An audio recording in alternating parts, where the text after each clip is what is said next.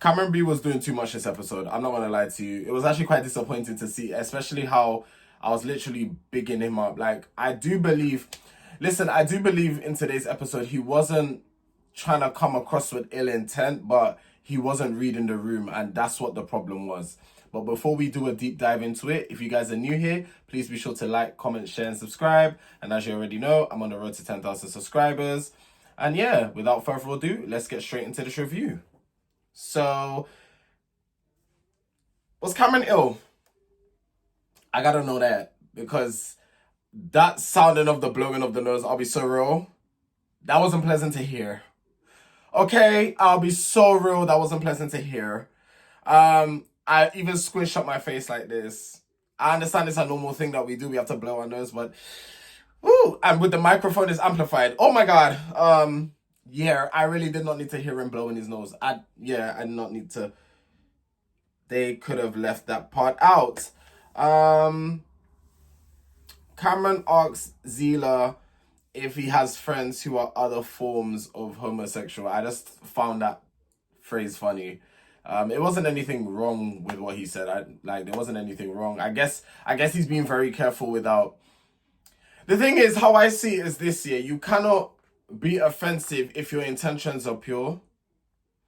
So in terms of like, if you're trying to learn about like the LGBTQIA plus community, and you're genuinely asking questions, like, and you're being genuine about it, you cannot offend people, because like we know your intentions are pure. But it's like when you come with the disrespect and when you're actually like spreading hate, that's when it's offensive, and that's when like we know you're taking a mick type of thing. So, and I know Cameron doesn't have a bad bone in his body, even though I'm slightly gonna have to, it's gonna pay me to do it, because I don't want to do it. But I have to drag him slightly in this episode, in this review, because of what he said to Feyishola. But we'll get to it when we get to it. Cameron B is still upset about being nominated as one of the messiest. I'm not gonna lie, you need to pack it in. Your name is up on there, deal with it. It's actually not that serious. Like, actually deal with it. You got voted as one of the messiest. It was on the sheet. It is what it is. If you know you're not messy like that, charge it to the game and keep it stepping. Everyone's entitled to their opinion. Like, I don't understand. Like, Cameron B, he was annoying me this episode. I'm not gonna lie. Like, he was actually doing a lot. Like, the constant going on and on and on. Because I personally would have told him, I can't lie, I beg you, shush. That's what I would have said. I'd be like, okay, you said your piece. Like, okay, you keep saying the same thing. Like, I beg you, hush. Like, relax. It's not that deep. It's not that serious. Feyishola is in the diary room and she's crying and saying that she's not feeling herself. And saying that everyone is basically just annoying her. I get those type of feelings. Like, I have days like that as well sometimes, where it's like, I'm not in the mood for anybody. I don't want to speak to anyone. Like, people are just irritating me. But you have to remember, these are like, how many people is in the house? 12? Like, there's 12 different personalities in the house. Like, this person's like this person's like that, this person operates like this. Like, 12 different personalities, like, mixed into one is like, it can be overwhelming as well. She then started to name the people that are like not kind of pulling their weight and not really doing washing. She named Nancy, both of the Camerons, and Caroline are the ones that like aren't barely doing any washing up, or barely to no washing up at all. I'm not gonna lie, that's really embarrassing on Caroline's behalf, because you are a grown woman. You should be washing up after yourself. You're a grown woman. Like, you're actually a grown woman. Like, you're I'm not trying to be ageist or like anything like that, so please don't take it as that, but like, I'm just stating her age, innit? Like, how old is Caroline? Like 60? You're actually a grown woman. You need to actually be washing up after yourself. If you're not, like, what on God's given earth are we talking about? That's quite embarrassing to hear that. I'll be so real. Like, okay, cool. Nancy, Cameron, like, young adults are still kind of messy. Like, I'm not saying grown people cannot be messy, but like, Caroline, come on. You should be setting an example for the younger generation. You should actually be setting a pure example. I'll be so real. Then there's the house meeting. So Cameron B was basically saying, so Feyishola started off by saying, okay, this meeting, so she made it very clear that the meeting's not targeted at anybody. We're just having this meeting to kind of let people know that, okay, like, there's a lot of messiness, you know, we're living amongst one another. There's some annoyances that that's starting to irritate people. And then Cameron B, of course, has to interject and said, I'm not taking offense to anything, but if you're going to tell me to basically put stuff away, practice what you preach. And it's a thing where it's like, again, no one was coming for you, but you took the necessary need to make yourself feel seen. I made a TikTok video about it. And this is not me excusing Cameron's behavior, and I'm not no specialist or expert, so please take this with a pinch of salt please take what I'm about to say with a pinch of salt. Basically, I went to school with someone that behaved similar to Cameron B, and this person had ADHD. Now, I think, this is just me saying, I think he may have ADHD. So I'm taking that into consideration. I'm not excusing it, because obviously with ADHD or without ADHD, you're still aware of what you are doing and you're still aware of your behavior. But that's it. The being loud, the always trying to be the center of attention. It makes sense if that's the case. Don't get me wrong. There's people that just like to be the center of attention, but him always being loud and always, that kind of falls into the ADHD from signs that I've seen from people I've known in the past. So yeah, again, take what I'm saying with a pinch of salt. This is just an observation. I'm not no doctor. I'm not no psychiatrist. I can't diagnose people. I'm not diagnosing the guy. I'm just saying I think. Okay, so don't come for me, y'all. Don't come for me. And then he proceeds to slam his hand on the table. I'm not gonna lie.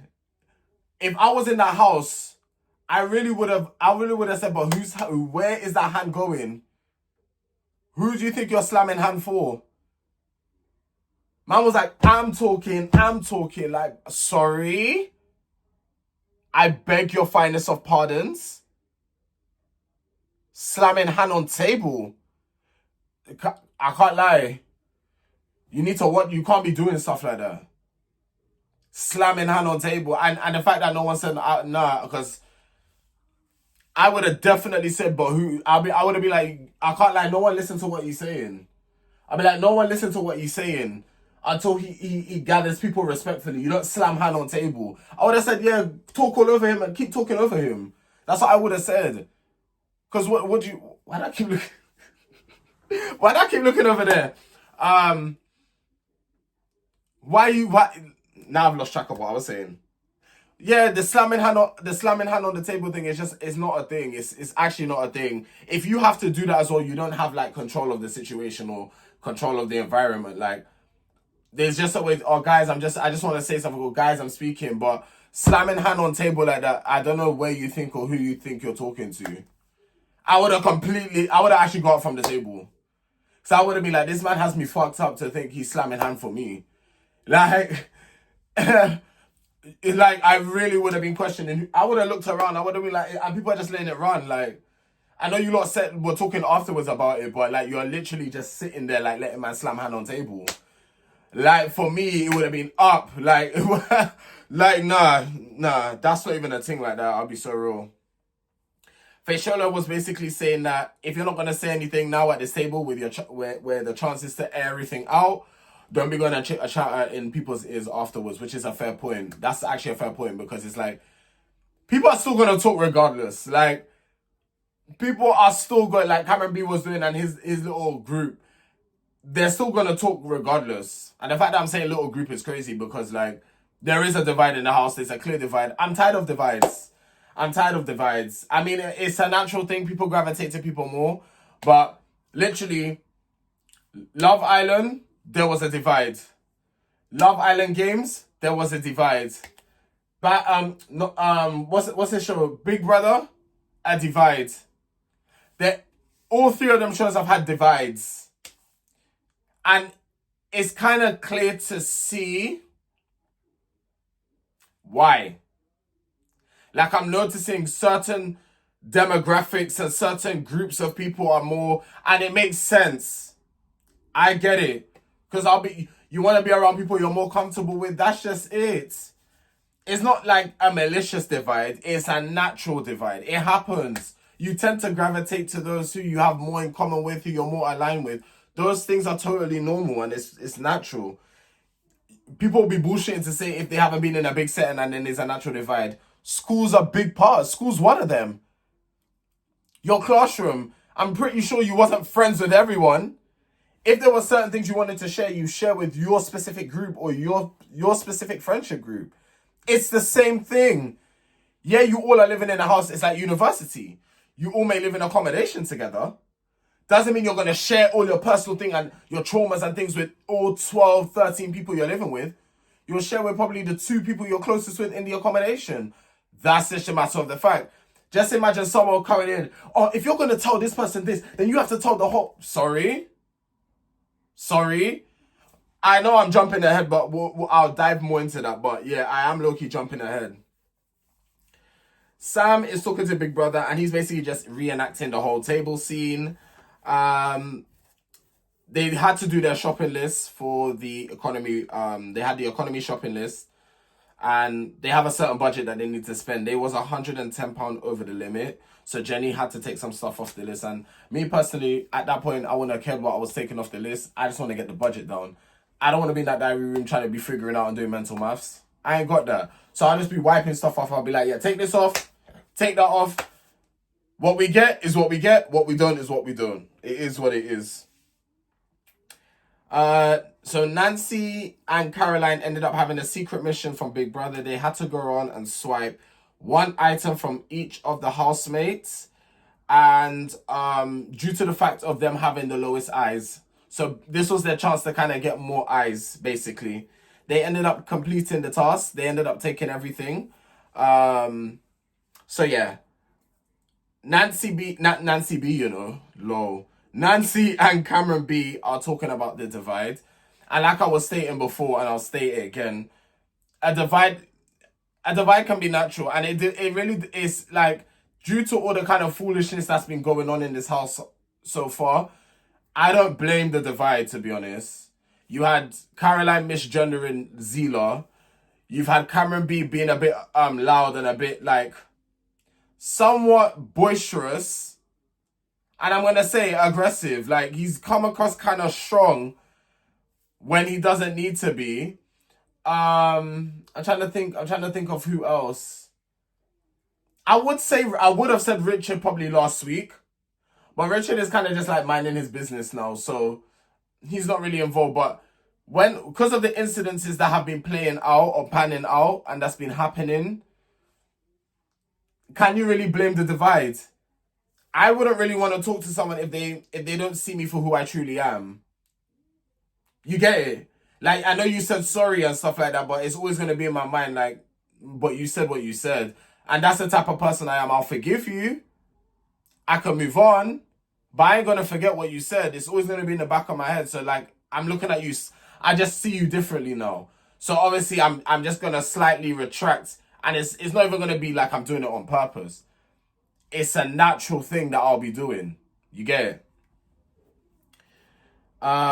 So Big Brother now has gathered the housemates and lets them know about basically Nancy and Caroline having to go around taking each of their items.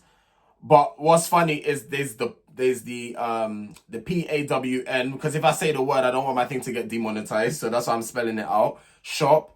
And they basically have to rebuy back their items. And if they don't have enough eyes or they can't afford it, Big Brother keeps their items, which I think is pretty cruel. I'll be fuming.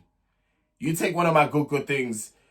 Imagine you take my Vaseline and I have to buy that back. I mean, okay, cool, no problem. But that's... What the hell? What the hell, Leonte? Like, why am I having to buy back something that I brought in from home? Nah, that will actually piss me off. Like, no, don't play in my face.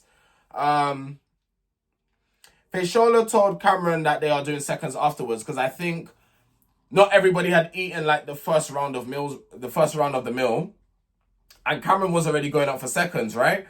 So Feyishola just was like, and she said it very calmly, may I just add, yeah? She said it very calmly, Cameron, we're doing seconds afterwards. Very, very calm tone of voice. And then Caroline was like, oh, basically something about wasting food. Caroline said something. And then Cameron was like, oh, he would have put it back. But then Feyishola barked at him. Cameron, I can't lie for that. And it's going to kill me doing this. But I'm gonna have to drag you a little bit. What do you, like, rule number one, you may not know this because you're from the farm side, but I'm going to fill you in. You never say that kind of stuff to a black woman. In fact, you never say that kind of stuff to a black person, but especially a black woman. You've lost your mind. To say that she barked at you when Feyishola is probably one of the calmest women in the house. To a black woman, you said she barked at you. The microaggression was screaming. Like, I was not happy with that, but you know what? I'm going to give Cameron a chance because I genuinely don't think he meant it from a bad place. I'll be so for real. I genuinely, because of how I've seen Cameron be, not literally Cameron be, but like how I've seen Cameron behave in the villa, in the house, and how he is towards other people, I genuinely don't think he meant that from I think he just used that word, but he doesn't know about, maybe he has no idea about microaggression. Maybe he's just excluded from that kind of realm and that side of, remember, he's from the farm, he does farming, like, yeah, you understand? I'm not saying he might know, he might not know, but I always tend to give people the benefit of the doubt. George was one person I couldn't give the benefit of the doubt to, sorry. He showed me his face from as soon as he entered, but Cameron's a very sweet guy, and as soon as he found out, this is what I'm saying, as soon as he found out he upset her, he wanted to apologize to her, so that's why I'm giving him the benefit of the doubt. And I don't normally do that to people. You guys have been watching me for a little while. I don't normally be giving people the benefit of the doubt like that. I'm very like, if you show me who you are, but I'm telling you, within my heart, it's like I can feel it. I know he didn't mean that from a bad place. So, Cameron, just for next time, use a different word. Just say, oh, I thought, nah, but she wasn't though. So it's not even about use a different word. It's like, just say the correct thing next time, innit? And then obviously Cameron B was like, oh, you didn't say anything bad. You're actually right. He didn't say anything bad. But for white men, for white people as a whole, they're not going to understand that microaggression. They're not going to understand that microaggression. They're not going to understand. Telling a black person, when they're speaking to you very calmly, they're just voicing their opinion and they're passionate about it. You're saying that they're aggressive or they're loud or they're this and they're that. It's a microaggression. But a white person will never understand that. So of course, Cameron B is right. Cameron never actually said, he never said anything bad. But for a black person, it's humiliating. It's not racist, but it can be seen as racist. Because if someone said to me, Tarek, you're aggressive, and I know I'm not being aggressive, I would have been like, it's microaggression. It's microaggression what you're doing. You haven't said anything racist towards me, but you're projecting certain things that align under the same family tree. You understand? It's like, you know when you used to do them trees in primary school, you write one word and then you do the tree diagram? That's what that is. You might as well put racist as the big thing, and then microaggression will stem from that. So, yeah, that's why we need to be careful. Because then now it's like, you know, we just need to be very mindful and be very guided. So, as you know, let me see if I can remember the names. Zila, Tasia, Cameron K, Feyishola, Sam, and Jenny, they're all in like the hot part. Like basically, this is for Feyishola's group of friends. You know, she feels comfortable to kind of vent to them and to kind of just get it off her chest how she's really feeling. And obviously to speak to Cameron as well, because Cameron wanted to understand where he went wrong. He actually had no idea where he went wrong. So they were having a calm conversation, just talking to Cameron. And Cameron B's going around the house. Well, Caroline went to inform them that, oh, they've all gone and spoken. Like, we don't like that. We don't like this. Like, da-da-da-da-da type of thing. Like, I thought we were all friends. This, that, and the third. Again, a 60-year-old woman cannot read the room. I just don't understand. Like, anyway, I feel, like I said, some people have to get dragged. Anyway, so then Cameron B's like, no, we're not having this. Marcus was like, are we some accessory? Like, again, to me personally, that shit wouldn't be that. I feel like people are just like overdoing it, like ODing a lot. It's really not that serious. People are having a private conversation. You're acting as if like you lot have never had private conversations in that house. Let's actually stop it. Like, let's actually stop it. When that situation happened, I'm trying to think of the situation. When the Caroline situation happened and people were comforting sorry, when the Zila situation happened, when Caroline said when Caroline said what she said to Zila, why didn't people? No one said nothing then. Oh, why they all gathering around Zila? Why they all? It's the same thing. So I don't understand. It's the same thing. But Cameron B, of course, wanted to make a scene, wanted to cause. Basically, Tate had nothing to say. Tate could have just stayed in the room. Marcus said his little two-piece, ended up walking off. I left Cameron B basically bark at what he was doing could be seen as barking.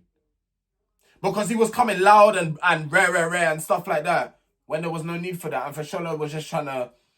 So it's like it was just a lot. It was actually just a lot. And then Caroline saying, oh, but we're all friends. And it's like, don't actually do that because we're not all friends. We're actually not all friends. Like, let's actually cut the crap. We're not all friends. To be fair, I'm friends with these people. I'm just like living with you lot. Like, respectfully. We're not all friends. We need to stop doing that. Like, let's actually cut the crap. And then Cameron B ends up getting evicted.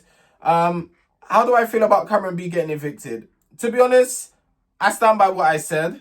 Overall I liked Cameron B. I genuinely think he's a clean-hearted guy. He's a clean-hearted person, man.